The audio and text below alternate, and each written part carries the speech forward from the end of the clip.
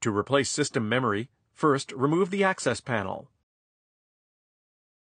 For units with DDR3 DIMM system memory, simultaneously push down on the clips on either side of the DDR3 DIMM socket to release the memory module.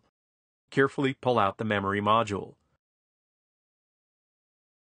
For units with SO-DIMM system memory, gently pull out on the retaining lever located on each side of the SO-DIMM memory module.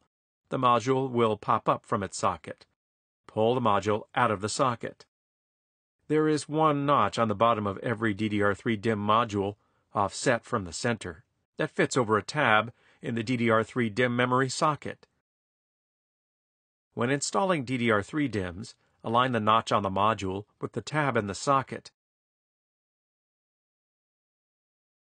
Press the module straight down into the socket until the clips on both sides of the socket lock into place.